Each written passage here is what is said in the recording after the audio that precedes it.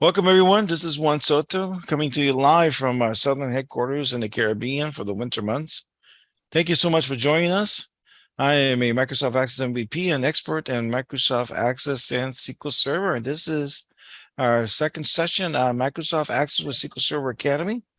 Our first session, if you weren't here, is on the web under the Access User Groups YouTube channel. So when you get a chance, please go on over there and like the channel, subscribe if you will. That helps us tremendously.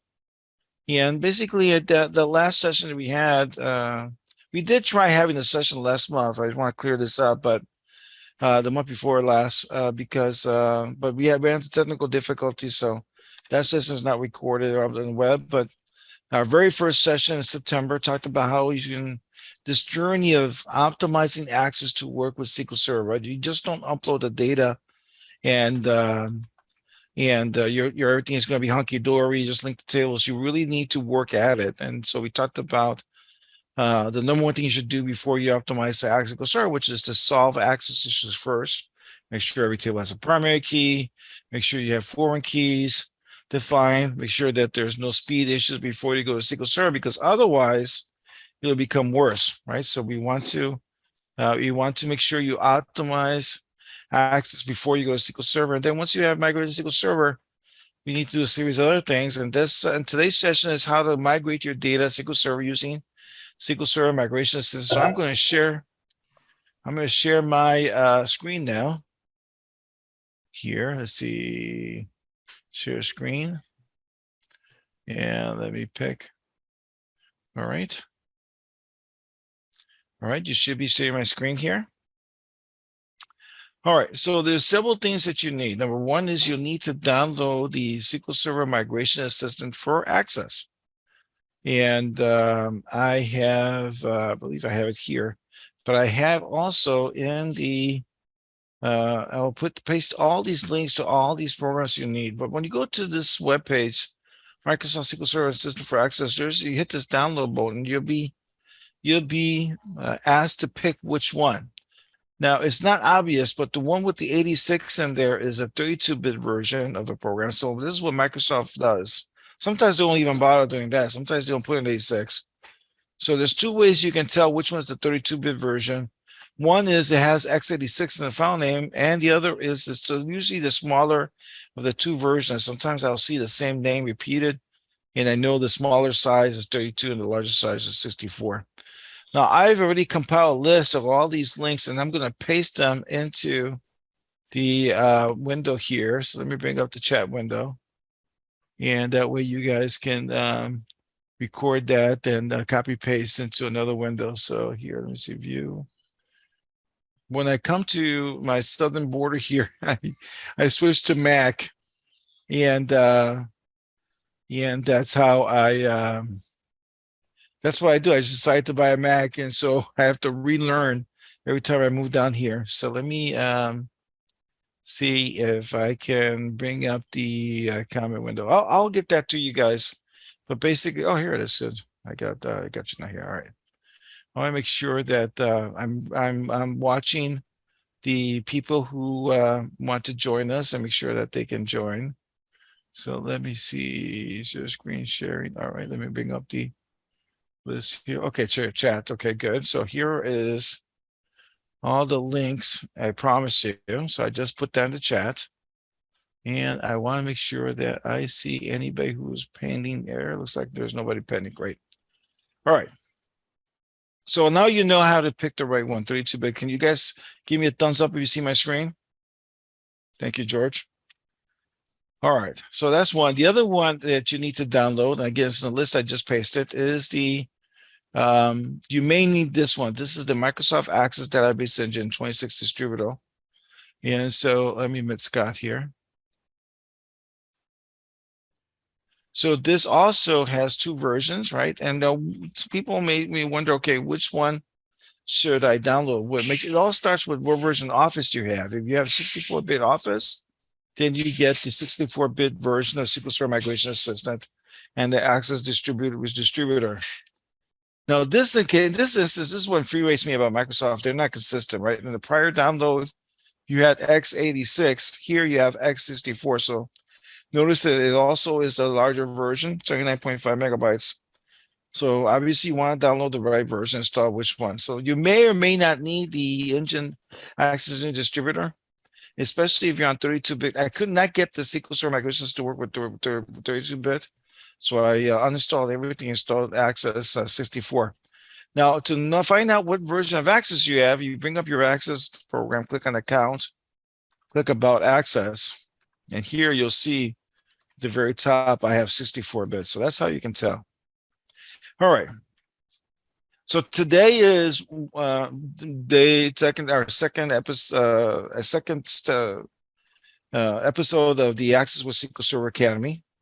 And today we're going to focus on SQL Server Migration Assistant, getting the data to the SQL Server. And I have some great tips and gotchas that we'll be covering in this session. So let's go ahead and create a new database in Access. And we're going to pick the Northwind sample. If you don't see Northwind, just click on search for online templates there, click on Northwind. And I'm going to call this Northwind. Okay, let's see, Northwind. SQL 2. And I believe I already have a SQL version. Hit create and downloads the template from the Microsoft Store and runs the program. I don't care for running this database. I can talk all night about all the problems this database has, but I'm using it as an example. So I'm going to close this out. And you'll notice that the nice thing about this sample is it comes with data already. So if you come here at customers and orders and you go to the, let me switch to table view. So I see here tables and related views. Let's go action type and tables. And so for our purposes, right, we want to be able to upload this data to SQL Server. So it comes with a modest amount of data. So this is what I like about it. So I'm going to go ahead and close Microsoft Access, and I already have the SQL Server Migration Assistant. Now, I love this wizard that comes up. I'll show you how I work on this wizard later on. But first, what I want you to do once you install SQL Server Migration Assistant, I want you to close this out. And I want you to go into the tools menu and default project settings.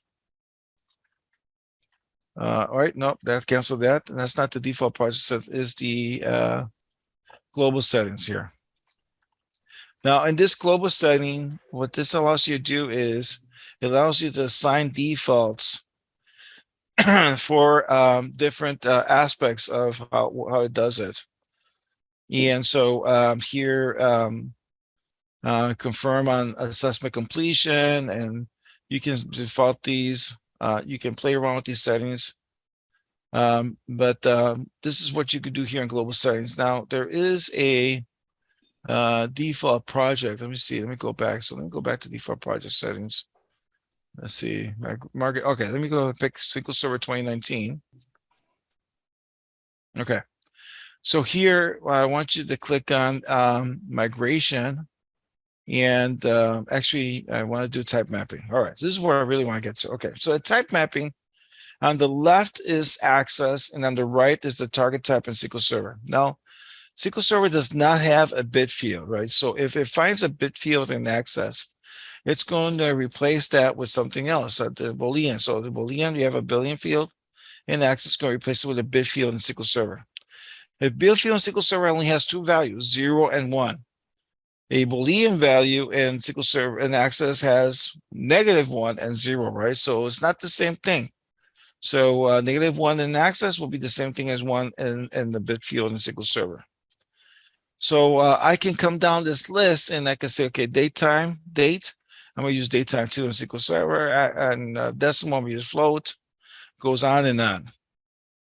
One thing I do want to bring to your attention is, and this used to be a big deal back in the day when memory was an issue, but notice that here for a text memo is using n-bar char. Now, I always do this. I always come in here and I change it to varchar because it's a slightly smaller field type, and it allows me to save memory. You know, these days with servers being the way they are, probably it's just a bad habit of mine. So I'm just using it. If you, however, deal with foreign accents, you're in a foreign country, you want to change that to Keep it as nvarchar if you got weird characters that you'll be storing. So if you're doing an international database, that's something you want to keep in mind. So I'm going to click on apply and okay. Now I'm going to bring up the projects here. I'm going to say new project here. And I'm going to give it, I'm going to call it Northwind SQL. Now I want you to save your project because as you'll see later on in the presentation, it's going to save you a ton of time. And notice that it's set already to SQL Server 2019. So if you have an older version of SQL Server, you can still use this. Let's make sure that you pick the right version from the list. So I'm going to save that project. And now it's going to ask me to add a database. So I'm going to click on Add Databases here. I'm going to pick that Northwind database I just created tonight. It's going to go out and analyze and load that here for me. And here's my Northwind database. And hit ++. And notice it's loading the queries. That's a good sign down here in the bottom, loading queries and so forth. And tables. And I always pick all tables unless there's, you don't want to pick temporary tables, paste errors. Sometimes you come across applications, clients that have orders table 1 and orders table 2. Well, obviously, they at some point they copy their orders table. So you want to make sure you don't migrate those to SQL Server as well. But this is being a clean database. I'm going to migrate every table. So great, I've identified what I want to migrate, which is just tables. I could migrate these queries. And in fact, if I hit the plus sign next to queries, it'll actually create views for me where it can. It won't necessarily convert all these queries. Which ones it won't convert? Well, it won't convert queries that call functions, VBA functions, for example. Sometimes you may have a function as your criteria in the query or as a column name. As calling code, those will not get converted for a simple reason is that SQL Server can't see that function, right? It can't convert functions that have temp bars in the criteria or asking questions at the time the query is. So I usually do not convert any queries. I do them but case by case basis, and I have an example of that. Hopefully we can get to it today. Now I'm going to connect to SQL Server. I have SQL Server Developer Edition installed on this local PC. So I'm going to say default. Notice that I'm using Windows Authentication. Now, this wizard will also update the data to Azure. So if you're thinking about migrating to Azure, this is another great tool that you can use. Before we had this, and George Heffler, who's on the phone here, former SSMA, can tell you this. Back in the day, back when I had hair, we had to use SQL Server importing tools, or Microsoft Access came with a great tool. Well, not so great, a tool to upsize the SQL Server. Instead, Microsoft decided to take those tools out, replace it with a SQL Server Migration Assistant. So I'm going to leave these here as Windows Authentication.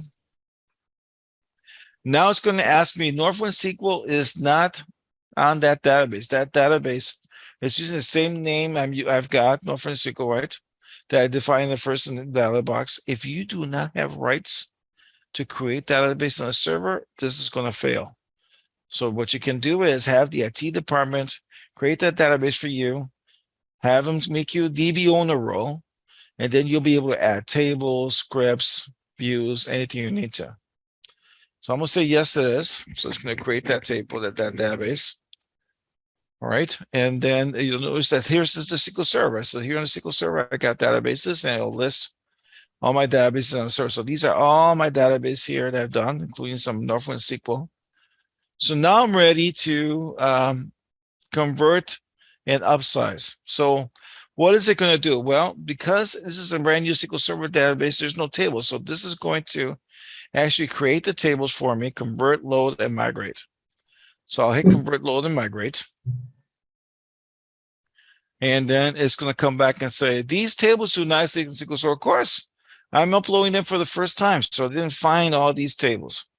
Now, notice this is what I hate about Northwind. Some of these tables have table names have spaces in them, which is a big no-no, right? Why is that a big issue? Because later on, when you do views, store procedures, you have to bracket your table name when you do it. So a SQL Server will take a space in the table name. Nobody does it. No developer worth his salt would do that. So I'm just going to say, okay.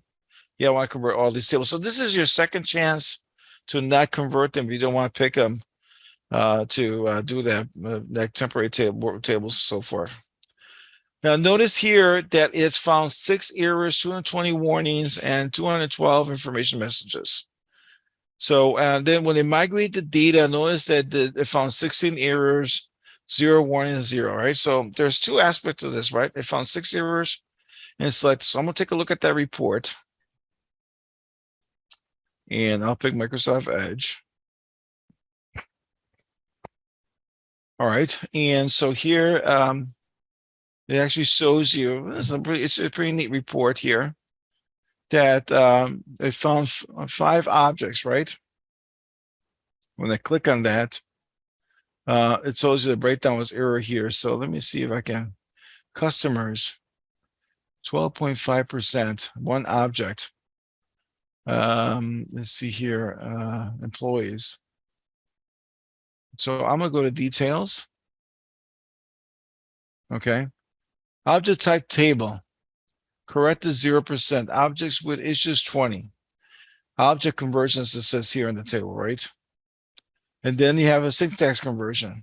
So this is not good, right? What you want to do is you want to fix these errors before you migrate to SQL Server, because obviously if it doesn't migrate that table, what's the whole point, right? You need that table. So you want to make sure you address these issues with it. Notice, for example, foreign key 21, missing foreign keys, and other issues. So let's go ahead and hit the plus sign here. Maybe this will give me, well, it says shippers. That's to estimated manual conversion time, right? So the shippers table is the issue here. Shippers, and let's see if I can further expand this. Index and keys now. Let me see. Warnings 3. So if I go warnings, primary key is nullable, right? You don't want primary keys to be nullable. Press support that table design. Again, you want to fix these issues. Now, there's a way you run this SQL Server Migration Assistant where it does the report first and then uploads SQL Server. But there's no harm, no foul. I can correct these issues, come back and have to correct them and run the conversion again. So this one is the employee privileges table, primary key estimated issue, purchase order status, on and on it goes. Then the info here. 0 leaf not allowed, flag converted. New timestamp column created. Okay, we're going to talk about that. Timestamps is a terrible name for a field type in SQL Server called row version. And what it is, and I've written extensively on this on my blog at accessexperts.com/blog. When you design tables for a SQL Server and for Access in SQL Server, you want to make sure every one of your tables have a timestamp. And this wizard will do that for you. It will actually add that. So I will show you the difference between the two tables here shortly. But it does the timestamp. Identifier name was changed. Let me see, hit the plus sign on that. So it gives you the order ID, inventory transaction, new product, order ID, on and on it goes. So that's one report. Let me go back to here. And let's take a look at the after conversion report. Okay. So here, customers to SQL Server customers, rows 29, migrated rows 0. Success rate 0%. Employee privileges 1. So that migrated 100%. This one did not migrate 0%. This one didn't migrate 0%. See where I'm going with this? You need to resolve these issues if you really want to convert all your data. And again, Northwind is a terrible example because it was poorly designed to begin with. I'm sure all of you on this call would design this Access database. Well, anybody work for yourself here will design the Access database correct so these issues will be minimized when you really go to SQL Server. All right.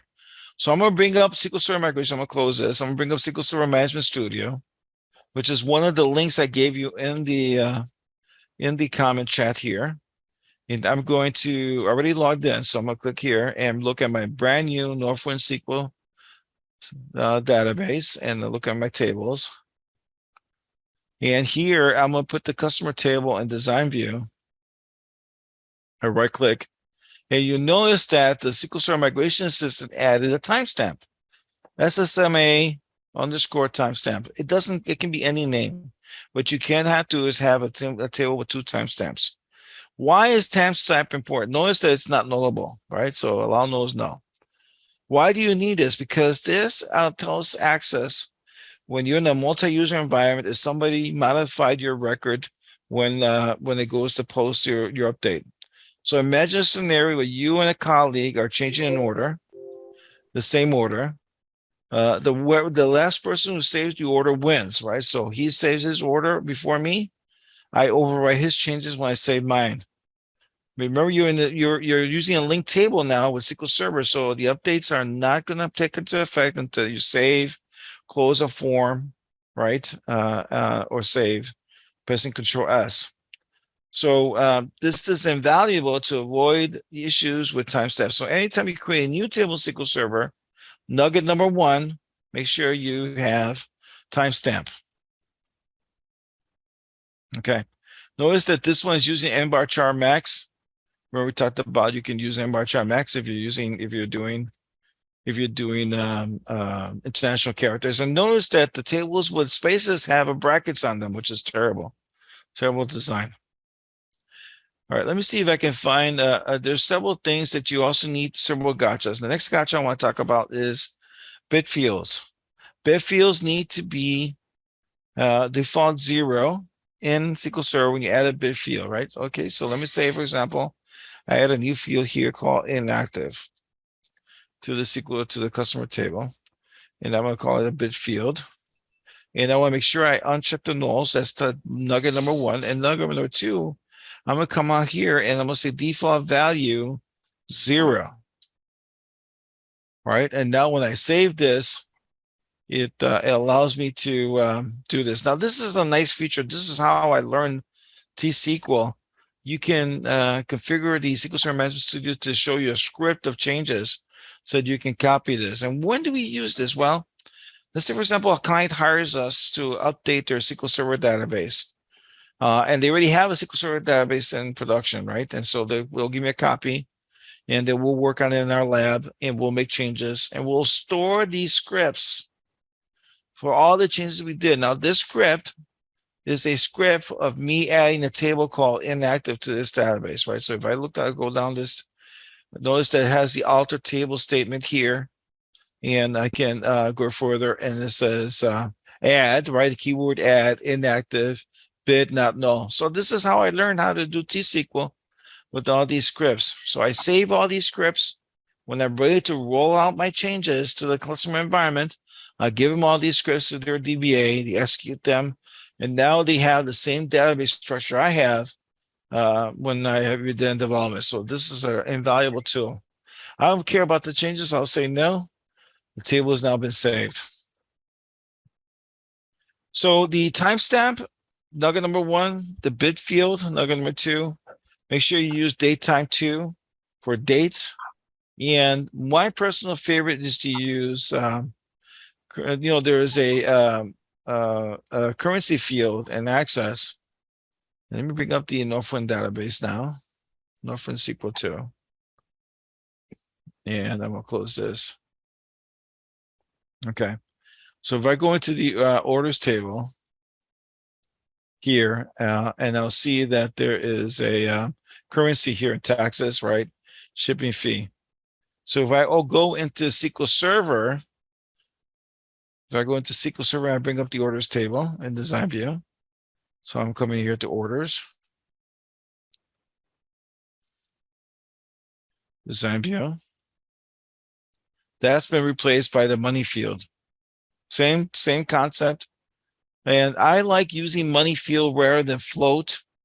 It's just causes me less headaches with Access. So anytime I need a field with decimal values, I use money in SQL Server. There may be a lot of controversy when I approach that. Again, I'm not a SQL Server expert. I started my presentation in September and didn't say I'm an expert in optimizing X with SQL Server. I'm not a SQL Server expert, although I have SQL Server experts on staff. I just use money when I need a non-integer field in my database designs. All right. Any questions so far? What have we done here? Yeah. Okay, great. Okay, Go Juan. ahead.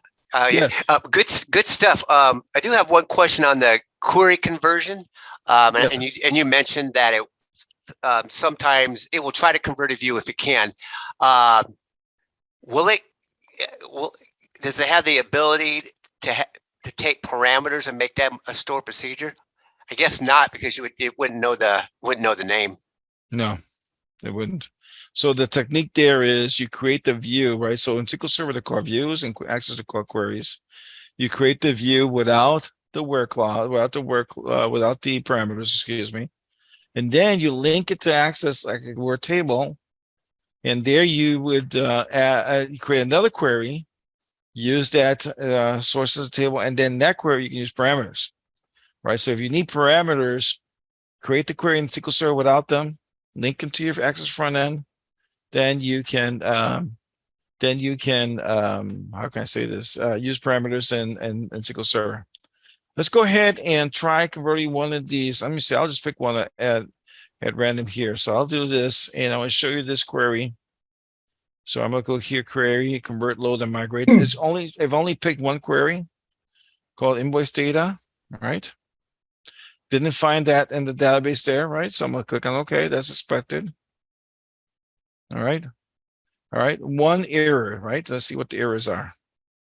Circumstances invalid object name employees extended, right? So extended might be a keyword in SQL Server. So I picked the one query that causes problems.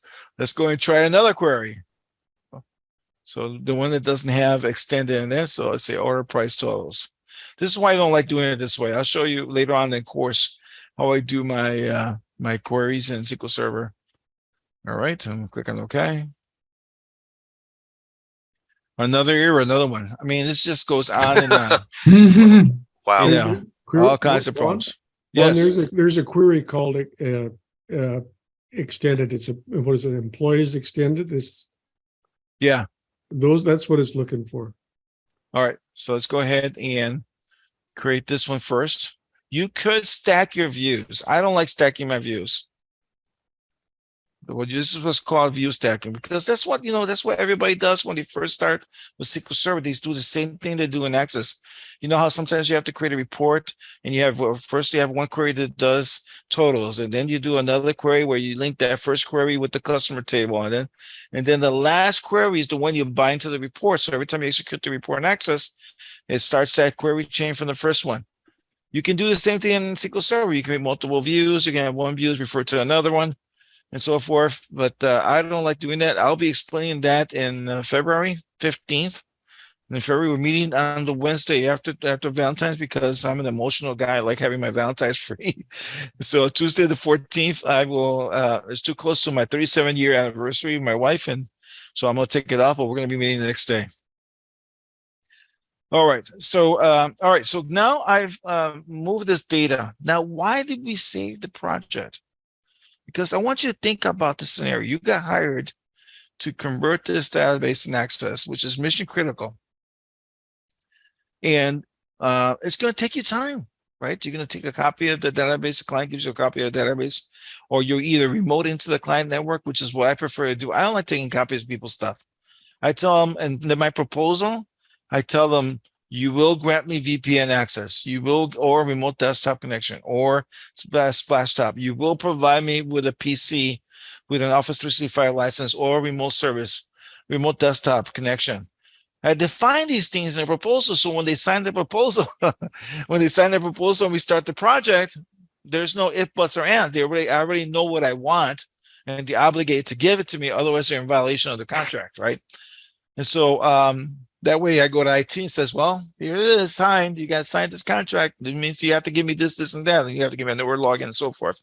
So I try to avoid. But even when I do work on their network, this is a mission critical database. They're going to continue using this database as I work for several weeks to optimize the SQL Server. What's going to happen when I have my first alpha version or my first beta version for them to test? I'm going to give them the new front end that's linked to SQL Server, and I've created views and stored procedures. I say, hey guys, I'm ready for you guys to test this. And they're going to look at that and they're going to see I took the data 6 weeks ago, and they're going to try and compare with the current production version that has updated data. They're going to run reports on both, and they're going to call me and says, well, this report's not working. And it is working. It's just that because my database in SQL Server has such old data, it doesn't compare, right? So before I give them my alpha or beta version, I will load this project again. So let's simulate that, right? So I'm going to close the SQL Server Migration Assistant. And I'm going to say, yes, I want to change my changes. And I'm going to include the metadata. All right. While I do that, let's hit save. Wonderful. 6 weeks later, now that I have my front end, I'm ready for the test. I load the Migration Assistant again. So let's go ahead and load the SQL Server Migration Assistant. SQL Server Migration Assistant. There we go. Oh, it was up there. Let me go ahead. Migration Assistant for Access. It comes with this wizard. I'm going to cancel this, right? Because I already have a project defined. I'll go to the File menu. Recent projects. Northwind. Okay. Now, what I've done before I do this is I went and I got another copy of their backend. And I'm going to update the SQL Server with that backend, right? So I went to them and said, hey, guys, I'm ready to do my beta testing. Before that, I need a copy of your backend. Or they might say, oh, yeah, it's this directory. Go get a copy. So I go get a copy of their backend. And now I put the backend where this wizard is expecting it, because I saved this wizard, right? So I'll put the backend there and I hit the plus sign. And there it is. And I pick all my tables. And then I connect to SQL Server because I saved the project. It knows my SQL Server database, right? So I come down here and it's already checked off Northwind SQL. Well, they gave me this latest backend. What do? All I have to do to update my SQL Server database is right click. And this time I'm not converting load and migrate. This time what? I'm migrating the data, right? I migrate the data because the table's already been created. So I click migrate data. Because it's I need to simply my credentials, so I'll click on connect. All right. And I had these errors prior. I'm going to continue having these errors again, so I'm going to hit continue. All right. And this migrates the data. This is invaluable.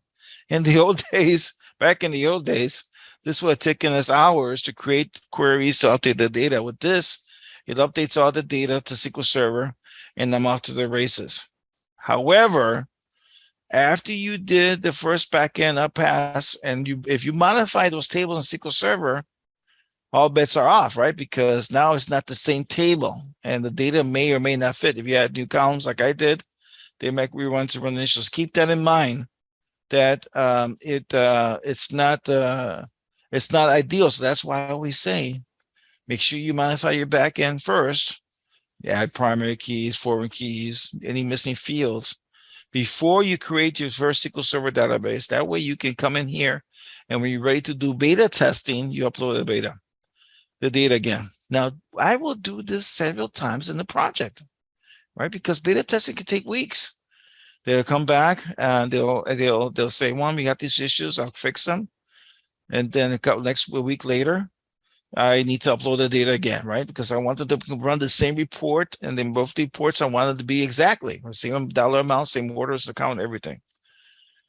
And I'll continue using this tool until I'm ready to start a deploy, right? And let's talk about that. If you have a mission critical application, you want to minimize their interruptions to their business. You don't want to go in there and say, hey guys, I'm ready to roll this out at 10 o'clock. I have a hot lunch date at 12 noon. So let's go ahead and start Friday at 9. And no. They're not on my timetable. They're on their timetable, right? They're not going to stop operations at 9. They might accommodate me. But if it's a large enterprise with 25 employees, phone ringing off the hook, factory, which has happened to me. I've had factories that call me, have them to upsize them to SQL Server. They're not going to stop the operation and stop taking orders because I have a hot day at 12 noon. So what usually happens is we might convert SQL Saturday morning, or we might convert Sunday evening, right? So I'm at the I'm at the disposition of the customer to make sure that I don't interrupt their operations when they're finally ready to roll out. My favorite time to roll out my database is Friday afternoon. Usually by Friday at 3 or 4 o'clock, they're like, yeah, we can stop using the database Friday 3 or 4. They were getting ready for the weekend and they're getting ready to, to hit the bar and at 5 o'clock, and they're like, yeah, we'll stop. We thank you for giving us an excuse to stop operations at 3 in the afternoon. So at 3 in the afternoon, I work with their IT department, make sure that we migrate the data and that all the data is successfully migrated. See down here, you want to have 0 instead of 16 like I have. You want to have 0 failed to migrate and no errors, right? And everything is great. That's pass validation 1. Pass validation 2 is, how do you know that all the data migrated okay? Because this says it did, but how you can really tell? So this is where the reports come in, right? So as part of I go live routine, we have them run the reports in the old Access front end versus the new one. And then I go in there and actually compare total records in the orders table with the total records in SQL Server. I sum up the total dollars in the order table, 1.2 million or $12 million or whatever that is, and it's got to match what's in the SQL Server. So I go through all this validation testing, and at the same time, I'm asking them to test to the new front end, and then usually we wrap up Friday night. If we don't wrap up, we got Saturday to work on it, right? So if for whatever reason we ran into issues, and I said, okay, you know what? Let's just call it a night. We'll come back tomorrow on Saturday, and we'll continue. We'll do another try for whatever reason. And if Saturday doesn't work out, then I either can use Sunday, which is a desperate move. None of my conversion projects have ever reset on Saturday. Rollout projects have ever reset Sunday, or I just call it off and then we do Friday. Now I had to do that once. I had to call it off. Why? Because IT had not rolled out the drivers to everybody. Right? I had told them, if you notice in the comment section, and I'll put in this comment section one more time. Let me bring a comment for those of you who arrived here later. The links to install ODBC 18, MSOLEDB 19. These are the most latest optimized drivers. It's going to give you the best performance between Access and SQL Server. And IT did not do what I told them to do. Make sure you roll out these drivers. Yeah, you're doing. Sure enough, my beta team, when Saturday morning came along, fail. And it's because they didn't do it. So we had to postpone. In that case, we had to postpone 6 weeks, because right after we tried rolling it out, the auditors came in and the accounting CFO said, you're not rolling out anything. We need to stay on the old version until we pass the audit. I'm like, oh, okay. So that sent me back 6 weeks. Not a lot of fun. Let me see if I can get the comments here. Splash top. Let's see here. Yeah, participants. Oh, I got 12 participants just like last time. Thank you for everyone who showed up. And here, comments, chat. And I'm just going to paste this again in the chat, because I believe if you join after a certain, you don't see the old comments. That's why I'm doing it. All right. Okay. So SQL Server Migration Assistant, indispensable not just to create the database at first, but also as you're doing beta testing and rollout, it's a great and valuable tool to do the rollout. All right, wonderful. So now I've got my tables in SQL Server, and I've got my front end here, right? And what I want to do is, usually what I do is I delete these tables, right? And I link them again. Now there's actually an option in SQL Server Migration Assistant to create links for you. So let's explore that, all right? So I'm going to show you that next. We'll actually create links for you. So I'm going to blow away my Northwind SQL database. Right click here, delete the database.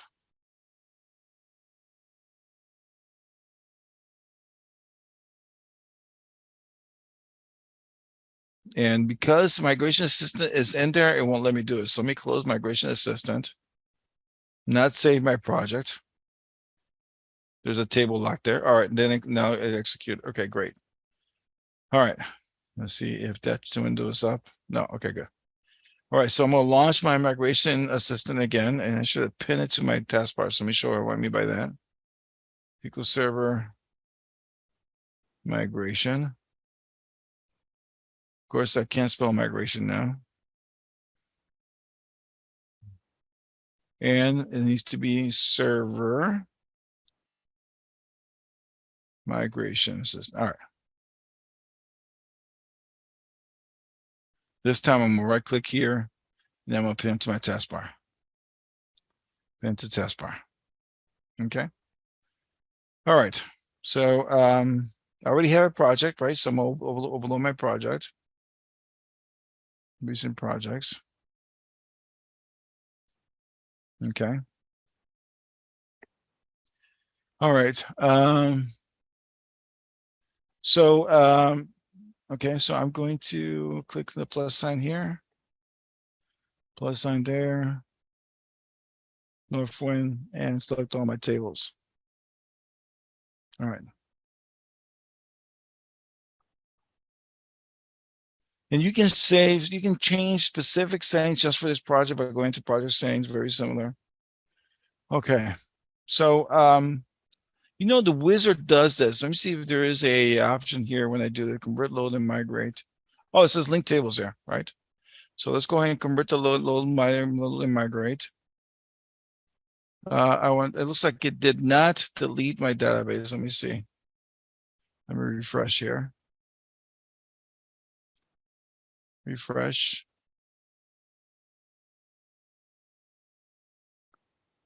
No, it did that. So why is it thinking there that let me just go in there. Convert SQL Server. Okay. Let me stop this. Is your project referencing a database that's been deleted? Still a test? Yes. Yes. Thank you, Mark. So now, of course, that dialog box is behind the migration assistant. And this darn thing is, let me see if I can bring up the, nope. Let's see if I can bring this up. See, when I start winging it, this is when I got some problems. So I'm gonna have to terminate with prejudice. Let me bring up the termination. Terminate with prejudice, device manager, task manager. I know there's a dialog box there and I missed it. So this is SSMA for access.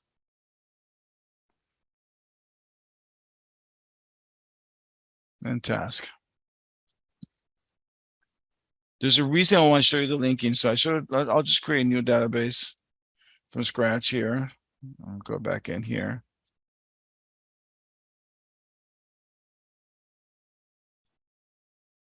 Okay, load my project.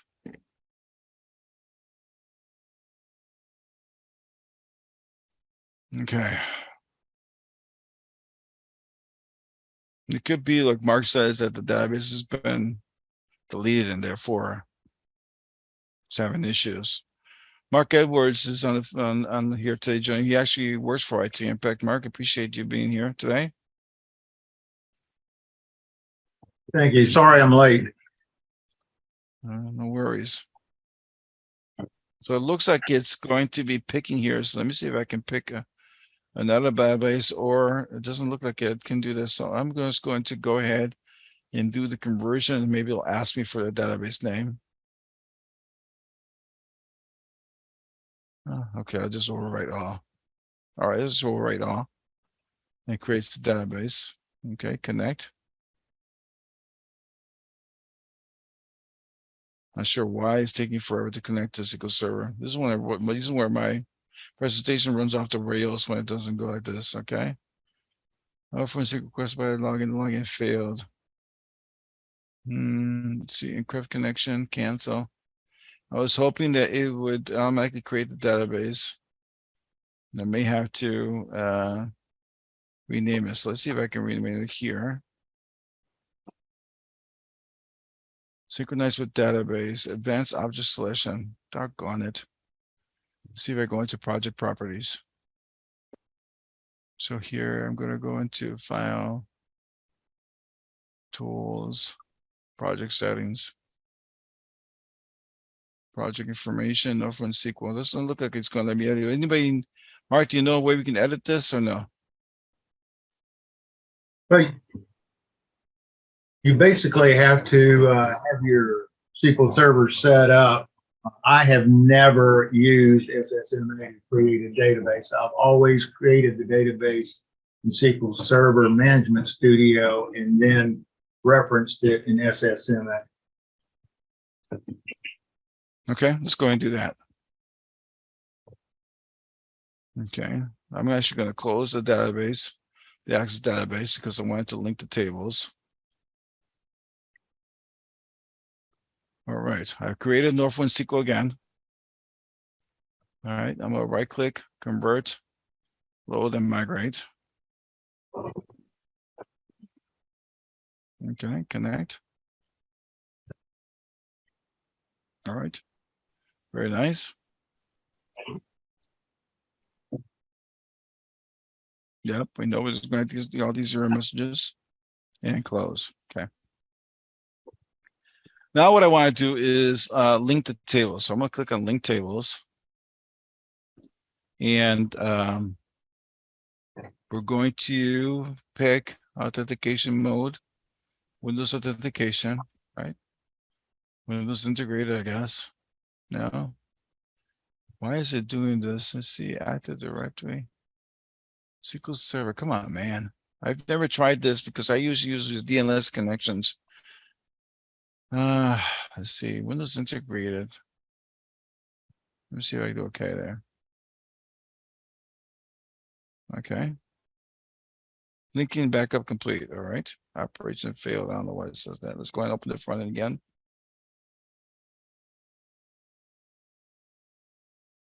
No, didn't link it. All right. And when you do that wizard, it will prompt you want to link and then links to the table. So how do we link this? So there's several ways, right? There's DSLless connection, which is beyond the scope of the academy, or you create the easy way with ODBC connection. So I can come in here, bring up control panel. I don't like doing it this way with DSN because of the fact that then I have to create the DSN every workstation. That's why I use DSLless connection, but we'll go ahead and bring up the ODBC. Here, set up 64-bit ODBC. There's two of them because we're using Office 64-bit. I'm going to click on Add. I'm going to come down all the way to the bottom and make sure you pick the ODBC 18, driver 18 for SQL Server, which is the latest one. Do not pick this one, which comes with every Windows PC since the beginning of time. It's no longer been used. And even Microsoft will tell you no longer use it. Now I don't know why they still ship that one there. So I'm just going to call this Northwind SQL. No spaces. Spaces are bad. Description server. Okay, so I'm just going to say to make just a time, I'll say local server. I think that should work. Integrated, right? Authentication. Change the default tab. This is where you know if it works or not, because then it'll show you the list of databases.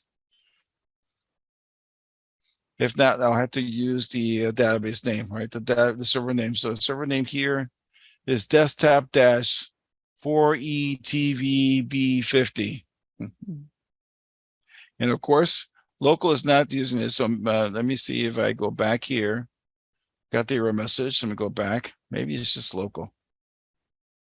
So local server, local maybe. Just so I don't have to put a name. Let's just go ahead and put the name. Fine, I'll put the name in there. Desktop dash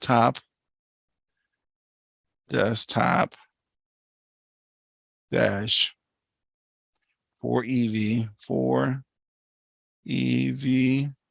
4ETV ETV B50. Let's see if this works now. Change the default database.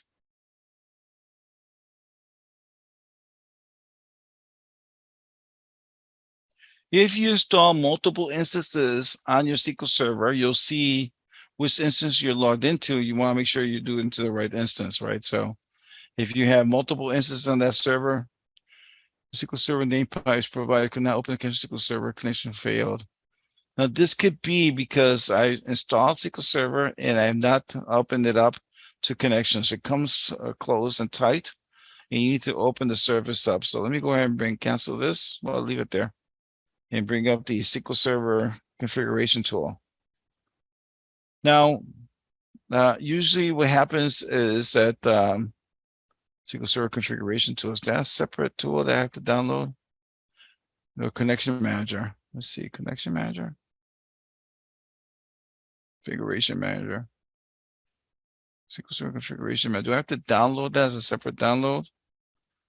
Microsoft Console Snap and is in the start menu. I installed SQL Server here, so why is it not showing up? Let's go back into my start settings. All apps. I may have to go to my hard drive and find this darn thing. SQL Server Configuration Manager. Now, when you're working with your IT department, you know, this is their responsibility. Sometimes I work with small businesses. There is no IT department. I admit. And Mark and I have been in that situation where we have to configure, we have to install SQL Server Express. We have to configure the configuration manager, use that to open it up so you can people on the network can use it. All right, installation center. I don't even see it here. Let me see if it's under installation center. Maybe I have to install it.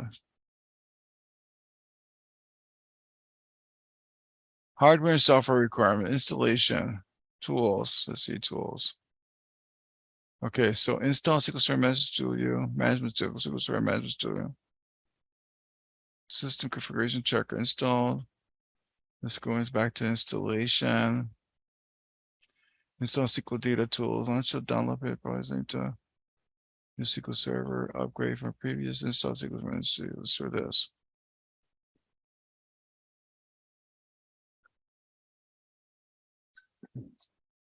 All right, let me just go into my hard drive. So look, I'm not going to lose my time, my sleep over that, but basically you need to open up your configuration, your SQL Server to allow connections. So, even though it's installed on the same machine, I thought I wouldn't have problems with that. But anyway, I'll go ahead and bring up another database here that's already converted to SQL Server.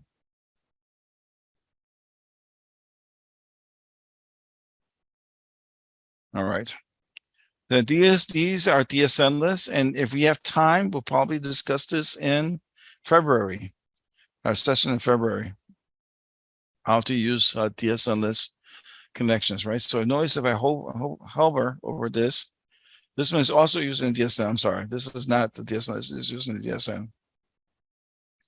When I open this table, I have access to my data. All right. You can still have local tables, right? I'll give you a great instance of that. The list of states in the US. You don't want a table linked for the list of states because we don't add states in this country every month, right? We rarely add zip codes. So you want to have the same table local for drop downs, right? What state is the order in? You want to have the same table local and then have the same table on SQL Server wide. So when you create a view or you send a query to SQL Server that includes the states table, and it finds it on the server itself and creates the process view. If you create a query and we've talked about this in the first session, if you create what I call a hybrid query of a local table with SQL Server is going to get that query through the ODBC driver. It's going to see that the local state table is not there, and it's going to say, I don't know what this local state table is. Here's all the data, all the orders, and all the orders have to come over the wire to the local PC. And now you have the client there just sitting and waiting for all those tables to come in, then access, perform the query, and finally spit out the results. So not every table needs to be linked. But if you do not link every table, make sure you have a copy of that table on SQL Server so that when you do send a query to SQL Server, it's good. All right. Great. So you migrated the data. Now what? Well, in January, we're going to talk about creating views, creating store procedures to do what? To optimize the relationship between Access and SQL Server. Because just having, and there is very rare instances that all you have to do is link the tables and you're done, right? Per application works perfectly. What are those instances? Low amount of tables, low amount of records. You know, it's only one or two users, right? They have patience. They can wait 3 or 4 seconds for a form to come up. Everybody else, you need to know how to leverage views and store procedures, which we'll be talking about in January. So up to now, we've talked about the do's and don'ts of migrating data. We talked about SQL Server Migration Assistant in January. We're going to talk about creating views and linking them into them. And there's issues with views. If you use a view as a data source for a form that you want to edit data, you have to create an index. And we're going to talk about how to create the index with query and SQL and Microsoft Access. We're going to talk about pass-through queries. Pass-through queries is one of my favorite things. And then if we got time, we'll do store procedures. Otherwise, in February, we'll talk about store procedures and CTEs and more advanced topics. You can do this. It may sound overwhelming.